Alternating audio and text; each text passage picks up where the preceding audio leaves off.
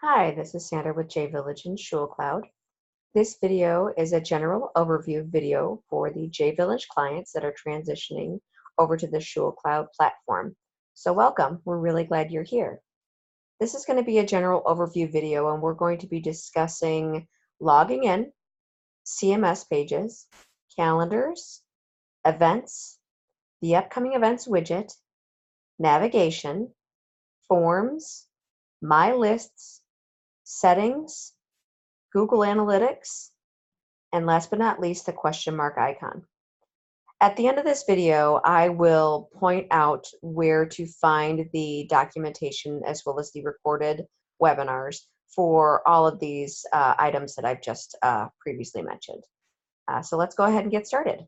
Logging in.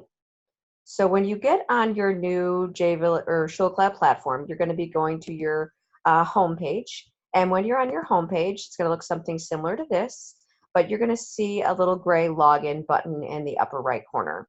When you click login, you're just putting in your email address and your password and clicking sign in.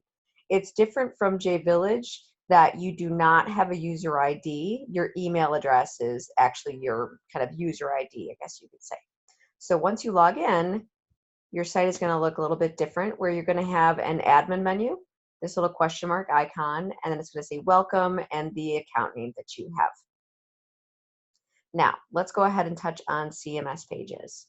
So for CMS pages, you're going to go to your admin menu, then you're going to click CMS pages. And here it's pretty similar to how it was with your jVillage site, where this is kind of like a dashboard, I guess you could say, for all of the content that's on your site. So like for blogs, basic pages, this is where everything is going to be. So you could edit directly from here by clicking view and edit page, but you can also update your CMS page via the page itself. So when you are on a page, you're actually going to see, and even on your homepage, you're going to see this start editing button once you're logged in. And when you click start editing, that's when you can actually start editing the individual sections, where you would just go ahead and once you click start editing, you're going to see these additional buttons that pop up here, and you would actually click edit section. And once you click edit section, that's when your toolbar will appear and you're going to be able to update your content then. Now, let's go over calendars. So for calendars, ShulCloud, you can have multiple calendars on the ShulCloud platform, and you can also change the visibility for these individual calendars as well as have them color-coded. So you're going to go to your admin menu, and you're going to click My Lists. And next to where it says Administer, you're going to see Account Types. So you're going to go ahead and click on this drop down because account types is just the default. You're going to have plenty of other options. So for this, we're actually going to scroll down to calendars. I'm going to click calendars. And for this video, we did set up some sample calendars just so you can see they are color coded and you can change the visibility on them. But just so you know, you do have the option to add new ones by clicking add new. You would name your calendar, you would set your privacy.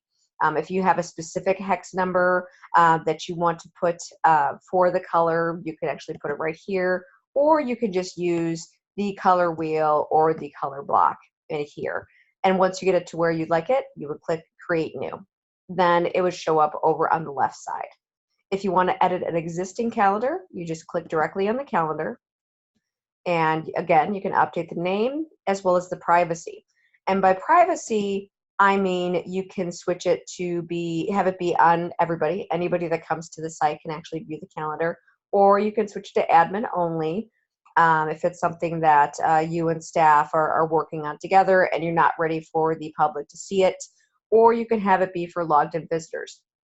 So if you have a situation where, say, you've got a calendar that you only want your members to see, or you only want specific people to see, you would actually click logged in visitors and you can change the privacy to the various account types. And then you click save changes. Next, we're going to cover your events. So we're going to go over to your admin menu and we're going to click events.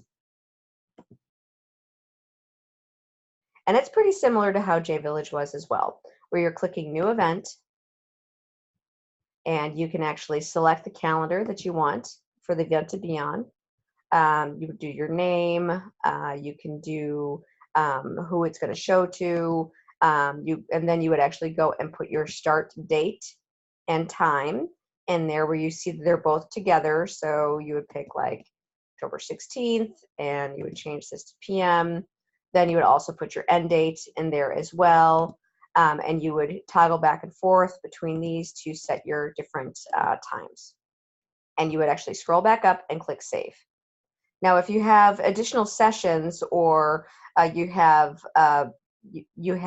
recurring events, like say you've got a few recurring events throughout the year, you can actually click add session, and then you're able to add the additional dates. And again, at the end of this video, I will point out where the recorded webinars are, as well as the documentation for everything that we're discussing. Next, let's discuss your upcoming events widget. So when you are on your homepage or a basic page within your site, we'll just use this one as an example. So say I have this upcoming event section that I want to update. I'm going to go ahead and click Start Editing. I'm going to go and edit my section. And now my toolbar appears. And you're going to see right here, Insert Widget. That's what you want to click on in order to find your upcoming events widget. Once you click Insert Widget, it defaults to upcoming events. And you see that it also defaults to having all calendars on. So you would remove the calendars that you don't want in that upcoming event widget. And what you could also limit the number of events. So say you only want like the next 3 events to show up, you could actually limit your events right down here. And once you get it to where like you've got the calendars that you want to show, as well as limited the number of events, you would click OK. And once you click OK, you're going to see this kind of strange code here. And all that means is that you need to save. So once you save it, you're going to then refresh this page to see this widget. So what you could do is you can just go and click on this little reload this page, or you can do Control R at the same time. And once you do that, you're going to start seeing your upcoming events showing up here. And you do have an option to add images and sliders and all sorts of stuff. But again, I'll point that out where to review that information at the end of the video. Next, let's discuss navigation. So with navigation, you can get to your navigation 2 different ways. You can go via your admin menu, navigation, or if you're actually on a page or your home page, you can click Start Editing and click Set Up Navigation. And by navigation, we're referring to your menus. So in jVillage, it'd be like your main menu or your quick links. You've got your different menu options here. So for this example, we're just going to do the main menu, otherwise known as the main navigation. Click there. And you're going to see that this is actually like a drag and drop. You can move your different menu items around. You can tuck them in to make them sub-menu items. You can also click Add Top Level Nav Item and add a new main menu item, main navigation item.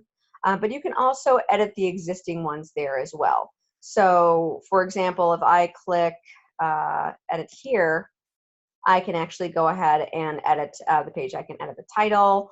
I can also change the category. And by nav category, when you click on it, you're going to be able to see you could put a form as a main menu item or a sub-menu item, pages, photo galleries. So you've got quite a few different options for your navigation. And once you get it to the point where you'd like it, you would click Save. Now, if you need to add a new sub-menu item, you would actually go ahead and click on this little plus sign, but you're going to notice that nothing shows up down here. So your new sub-menu item is actually going to be down here, and you're going to see it's blank. So you can actually go ahead and edit it. And again, you can put in the title. We can select the page that we want. So we can just do a form here, or we can do a test, and we can click Save. And you can see that it shows up there. Then you can drag it to where you want it to nest under. So once you see it, there it goes, start moving it around and see how it tabs in. You can actually make it a sub-menu item. And then scroll up and click Save. Now, let's go over forms. I know a lot of jVillage clients have concern about this, so I do want to say first and foremost that with your forms on ShulCloud, you do not have to worry about macro codes at all. There's actually the programming that's already within the fields themselves. There are specific payment fields that you can use on your forms that will, and a final field called total display, where it does the subtotaling for you, so you don't have to do any coding at all. So I know many of you are going to be thrilled with that. So where you would find your forms is your admin menu. That's kind of your go-to, and you're going to go to Forms. And from here, you can create a new blank form. You can edit the fields within an existing form. You can go directly to the form. You can view your submissions over here as well. So there's lots of different options for you via forms. And there are a couple of videos, recorded webinars, that I will point out at the end of this video that go over specifically forms and how to create them. Next, we're going to go over your My Lists. And we touched on this briefly earlier with calendars, but your My Lists is another kind of go-to setting or section. So your admin menu is important, My Lists is important, and settings is also important. So you're going to go to your admin menu, and you're going to go on My Lists. And one of the things that's important for you to know is that if you are going to have your confirmation emails from the forms or like event registration, you would actually need to update your email senders. So you would go to your admin menu, My Lists, click on this drop down and click Email Senders. And you would want to add a new email sender. And once you put in the email address and click Add New Email, that person that's the owner of that email address, they will get an email verification where they will need to click on the verification link within the email. And then once they do that, then they should be able to send, email, like confirmation emails for forms, and have their email be on that when you are setting up the form itself. Okay, settings. So for your settings, this is where you can update like your logo. So you're going to go to Settings, and here you can upload your logos here. You're also going to see Advanced CSS Override. Now we want you to be very, very careful with this because this is coding. So if you do not know CSS really, really well, leave it alone because you could easily break your site. So if you know somebody, or say there's a volunteer, or you hire a designer, they would be able to update that information for you. But we don't want people that aren't really familiar with CSS to do that, because you can easily break your site if you put in the wrong code there. Now, Google Analytics. So for your Google Analytics, you're going to be setting up your own Google Analytics account. And when you are ready and have that set, we can add that Google Analytics tracking ID number to your site, or you could edit it if you have that permission to be able to edit the settings. So you go to Edit Settings, and then you're going to see this kind of jump menu right here. But you can actually scroll down. I typically do a Control F like Frank to find things easily. So I go Google, and sure enough, there it is. So it's under your template and other site options.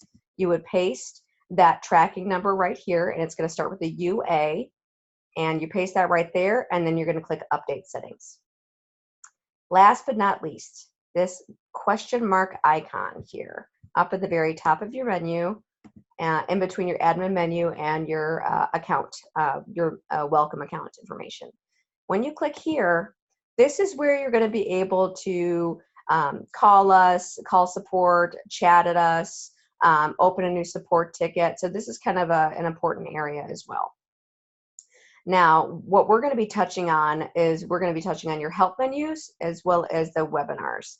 So for your help menu, it's similar to how it was in the jVillage help menu section, where you have all of these individual sections that once you click on them, it's going to open up the information, and you can then go ahead and click on the individual links there, and it's going to take you to that documentation that you're going to need. But you can also go to your help menu over here, and you are able to type in keywords. So say you want to find out about how to do staff permissions, admin permissions. So you can just go ahead and type that in, click search, And sure enough, there it is. So you're going to get, a few different options, for you to take a look at, but you're going to be able to find what you're looking for. And if it's a situation where you're not sure exactly what it's referred to in ShulCloud, you can always get on support via chat or give us a call if our phones are on, and we'll be able to help assist you and guide you in regards to the correct training curriculum that you're going to need to review. Okay, now let's touch on the recorded webinars. So it's going to be the same place, that question mark icon, and you're going to click webinars. And this is the section that I really want you all to pay attention to, because you can get your basics with your CMS right here, what we talked about. Your events is right here.